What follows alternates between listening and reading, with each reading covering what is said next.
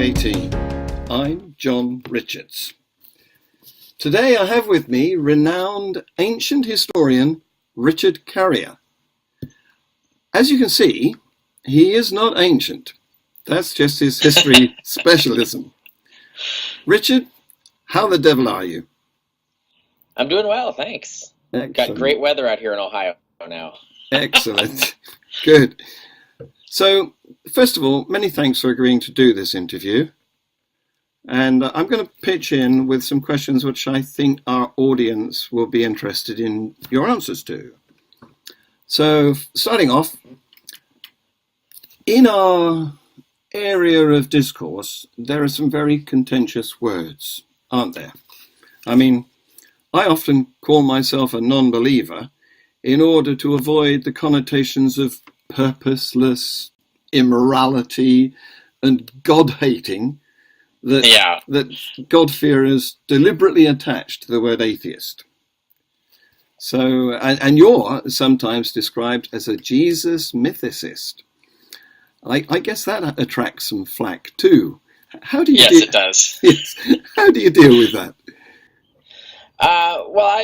With the way I figured it, any kind of words you use that people are going to attach those things to anyway. If you say agnostic, they say, "Oh, well, you're really an atheist," or something like that. So that you really can't avoid the negative connotations. No.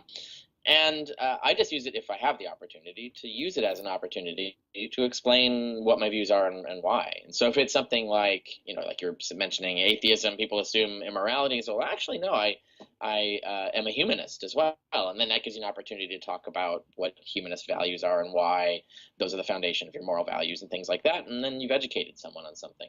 And it's the same with mythicism. Like I'll say well, actually, I just think it's more likely than not Jesus started as a revelatory being, and then he was put in history just like a whole bunch of other gods were as a historical person.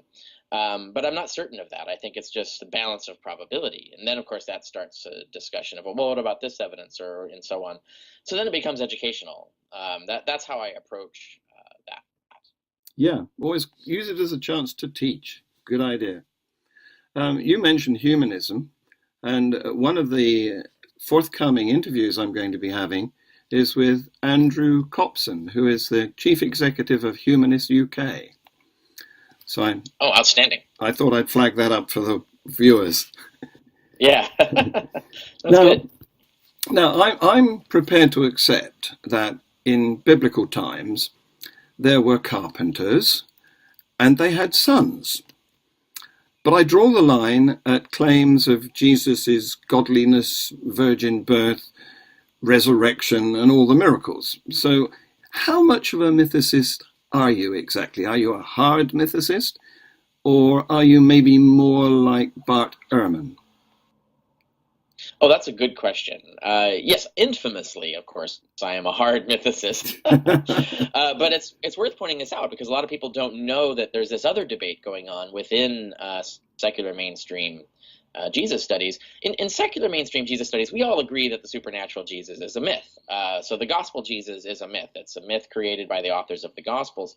But the mainstream view, and the widest view held so far, is that nevertheless, there is an ordinary man, let's say, that started all of this, and that you can explain it historically how these legends and myths and supernatural claims got attached to him over time.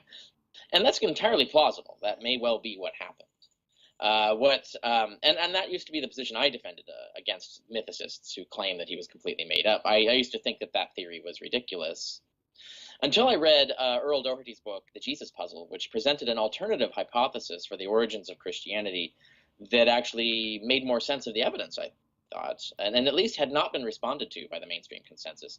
And eventually, my fans got together and built a postdoc research grant for me to actually do research on this and actually publish books under peer review on this. And I ended up publishing the first peer-reviewed book examining the question of the historicity of Jesus in almost 100 years. And apparently it had just been assumed that Jesus existed and all other theories were built on top of that. No one had really published a book defending historicity as the foundational concept until like 1923, I think was the last one that this has been done through peer review on academic press. And the overall position I'm taking is that actually we should go a little further, that there's not even an ordinary man behind it. The actual founder of Christianity would be the first revelator, the first person who received a revelation, which would be Cephas, or Peter, is commonly known. He started the religion by having visions of this Christ figure. And Paul came along and he had visions of this Christ figure and made some changes and so on. And it was only about a whole lifetime later, by ancient standards of average lifespans, that the Gospels got written, that they created this character walking around Galilee preaching parables and things like that. That's the theory. So now the debate is, okay, which one of those theories better explains the evidence? Can we rule out one or the other, and so on? And I think that's a fair debate. Yeah, we have a devout mythicist locally, in fact, Ken Humphreys, who has got a website called Jesus Never Existed. You may have stumbled across him, yes? Yes, of course. Yes, he presents to our skeptics in the pubs. Oh, okay. Yeah. Yeah. Now, you have debated the best that Christianity can offer, William Lane Craig. And personally, I find him to be a presuppositionalist who mistakenly believes that arguments can provide conclusions rather than mere inferences. Now, I'm a retired science teacher, so I find that sort of pre-Renaissance style of thinking quite bizarre. What do you think? It is bizarre, but it is characteristic of Christian apologetics. They very much love the Aristotelian syllogism, right? That will demonstrate a conclusion from unquestionable premises, and then they get really annoyed when you point out that their premises are questionable, and that the most you can get is a probability, and that in fact Aristotelian syllogisms don't work. Once you start talking probabilities, you need a different argumentative formula. Nevertheless, that's what they come at us with, so we have to address them in those terms. Yeah, and in any case, any thought process cannot be confirmed other than by observations that correspond in the natural realm. So, yeah, so far, there will be some debate, I guess, over that in terms of whether religious experiences, for example, William Lane Craig will say he feels and experiences the power of the Holy Spirit that confirms things to him. It's like, is that a natural phenomenon or a supernatural phenomenon? Well, that gets the circular argument. That's precisely what we're debating. Is your brain just doing that, or is there an actual supernatural thing that's causing you to have those feelings? And so that's really what we end up debating. But oftentimes, the way he frames it is, you can't question this. It's like there's no possible way it's coming from anywhere else. And we're like, no, actually, we have lots of science that shows that it actually could be coming from just your brain. It's the same thing that's happening with Muslims, Buddhists, Hindus, just about any religion throughout history has had the same experiences, which really confirms that it is a natural phenomenon. It's not coming from a supernatural being. Otherwise, it would have been consistent through the last 40,000 years, right? In any case, whether it's a real revelation or a dream, it doesn't transfer. You can't share an experience. I mean, you can't share my pain, and I can't share your orgasm, which is probably just as well. So in that respect, but of course we understand those things through communication. So like if someone experiences something that you did not, you generally are going to trust them when they report, this is what I experienced. The question isn't, and that's a question of, it's probabilities, like it's probability they're lying or whatever. But the real factor there is that we don't assume that what they experienced is what they conclude it was. We can simply talk about, well, this is what you experienced. Now, how do you explain that experience? And that's different. And then you can get to like more objective evidence. We've got science of neurophysics and so on that can help us answer these questions. Anthropology tells us a lot of things, sociology, religion, and so on. So there's a lot of progress we can make in terms of what is the best explanation of what we're experiencing. But we do generally trust each other in terms of when we report what we are experiencing. Yeah, so I'm a bit skeptical about that, because reportage is subject to a desire to go well with your audience, isn't it? And it encourages sure. It encourages us to elaborate and exaggerate and possibly even lie. Yeah, that's a good point, because that illustrates that context matters in terms of the reliability of report. Now, psychologists deal with this all the time when they do studies of how do you get a reliable first-person report from people in order to build statistical results out of. And they have, there's a whole body of literature about bias in experimental design and all of this. So they're on that. It's the Christian apologists that kind of like are pushing that under the rug and saying, no, we don't need to worry about scientific controls. And it's like, well, actually, you do. Yes. You need to worry about scientific controls. Otherwise, you've got to believe my fairies in the bottom of the garden. Yeah, and that's where, so I wrote this article on my blog. It's at richardcarrier.info for those who want to look it up. But it's called Bayesian counter-apologetics. And the basic argument is that you can use Bayes' theorem, this sort of model of correct empirical reasoning, and say, you could pick any argument for God, you could list them. I list 10 standard arguments for God. Every single one of them works by leaving evidence out. And when you put the evidence that they left out back in, it flips into an argument against the existence of God. And this is an example of that. I put this in here, religious argument from religious experiences. So you have someone like William Lane Craig come along and say, well, I feel the Holy Spirit is telling me stuff. Clearly, I have a much more reliable source, and I should trust that always. And therefore, that proves that there is a God. And then I'd come along and go, well, actually, you're leaving out all the other religious experiences of people saying the exact same thing, except they're getting different communications from different gods saying different things, conveniently always matching up with the culture and knowledge of their particular time. You could look through history and find this, and you could look currently through the ethnographic record and find this. And when you put that evidence back in, that's actually evidence against the existence of God. Because if there was a God, he would be giving everyone consistent messages, or at least far more consistent messages than we are getting, throughout time and throughout space. Yes. And that's not happening. So that actually shows that this is a natural phenomenon. Your brain is tricking you into thinking that this imaginary friend of yours really exists, and it's reassuring you and reconfirming things that you want to be true for whatever reason.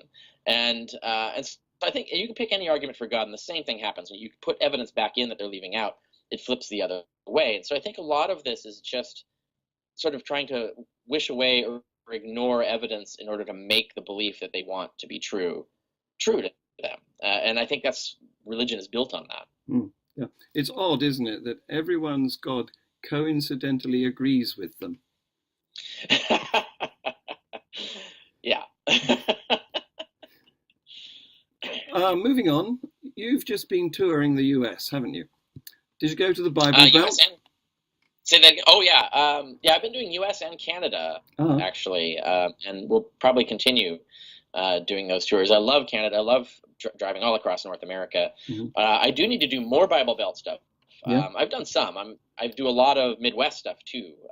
And some of those, the Midwest and Southern states tend to be the best attended events because they're the most beleaguered out there. Yes. You're the controversialist out there, but not in California. Yes. Right, exactly. So there's a lot of hatred for atheists in rural America, isn't there? Do you ever feel at risk? No, it used to be the case that, for example, there used to be that I would get hate mail and things like that. And that was 15 years ago, maybe. I think the atmosphere has really shifted. And there is hostility. You'll run into that. I still hear stories as I travel throughout America of people who've been fired from jobs or afraid of being fired from jobs, who know it will create family friction if they come out as an atheist. So there's still people who are facing this kind of prejudice, but the prejudice is it's even widely regarded as a bit of extreme. And I'll give you an example. A few years ago, I gave a talk in Manteca, California. Now, this is in the rural part of California, so this is very much like rural America. It's a red state area, even though the state itself is blue state, which is, it's mostly Democratic, but that's because the population is on the coast. But if you go through the rest of the state, it's a lot of conservative rural folk. And there was going to be a church, this whole church community, about a couple hundred people were going to protest my talk at a community center.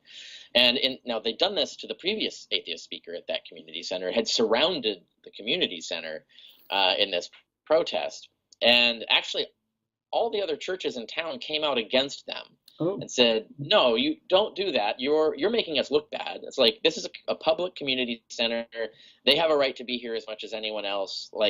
So like they are our neighbors, basically. So there was this kind of acceptance of atheist rights and saying, yeah, you guys are going too far in making us look bad. So by the time I got there, all they did was that they rented a neighboring park and had their own little festival and stuff, sort of anti-Richard Carrier festival. So they weren't intimidating us by surrounding the thing, but they had this counter protest anyway. But they were still kind of the outsiders, the sort of the outlier, really. The majority of Christians, even the conservative Christians there, were actually more eager to see atheists as neighbors or as someone that they want to try and befriend and convert, of course. They want to but they see it that way rather than the old McCarthy model of you clearly are a communist, an enemy of the state, and all, that kind of, you're a devil worshiper. That seems to be becoming more and more like the extreme minority view, and even a lot of conservative Christians are more positively inclined towards atheists. Doesn't mean that we've gotten rid of all the prejudice and difficulties. It's still difficult for an atheist to get elected to office and things like that. But it's been moving in a positive direction, surprisingly, in the last 15 years. Good news, yeah. I asked Shelley Siegel that question about whether she felt threatened one time, and she said, "I've got a very large roadie who open carries a Glock." So she's not threatened. Yeah, I never have to do anything quite like that. Great. Now, you mentioned a book, and I know you've got several books out. And in fact, I'll put a link to your Amazon publications in the credits here. But are you currently working on something like that? On what? Say again? Are you currently working on a book?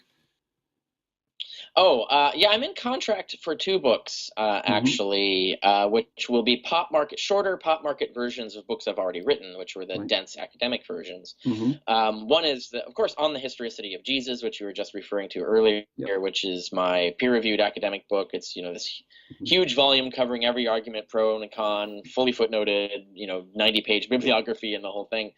That's certainly the definitive treatment of the subject.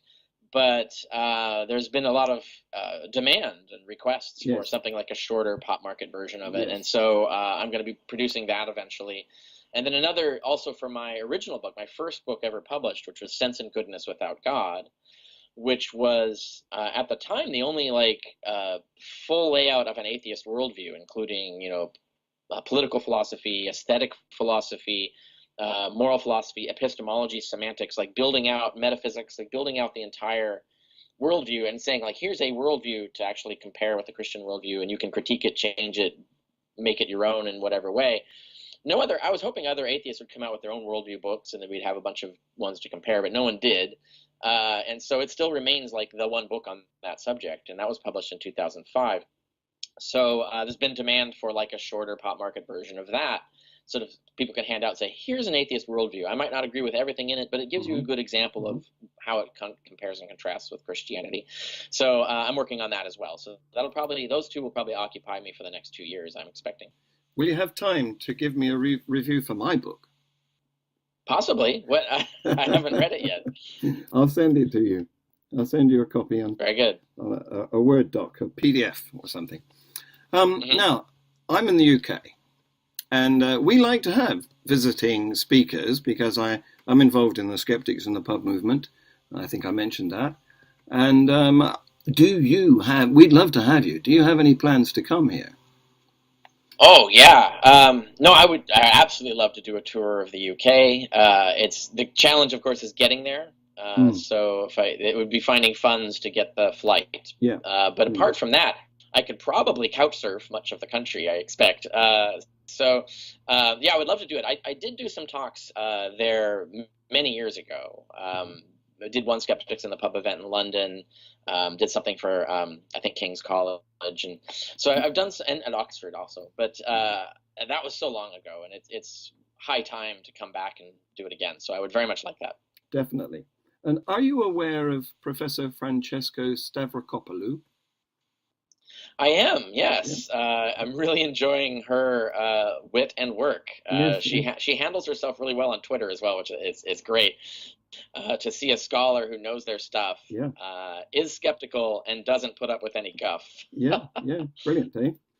She says on TV in a debate forum, I think I'm going to get this quote right. There is almost nothing true in the Bible.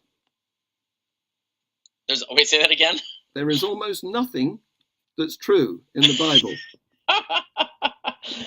Awesome. That is a perfect example of what I was just talking about. Yeah, love it. There's no messing. No messing with that at all. Anyway, we're running out of our time, so I'd like to go into my wind-up, because I personally avoid getting into arguments about the truth of the assorted, contradictory and fantastic claims of the Bible, because in my view it just gives it an undeserved credibility. But somebody needs to do it, and you're doing a great job. So on behalf of thanks for saying. On behalf of Atheist Alliance International, I'd like to thank you. Now, I appreciate it. Great. Now, addressing the audience, coming up there will be interviews with Shannon Lowe, lead singer of metalcore band The Order of Elijah, and Leo Igwe, winner of the 2017 International Humanist and Ethical Union Distinguished Services to Humanism Award. Look forward to those. Thank you, Richard. Yes. All the best. Same to you. Cheerio.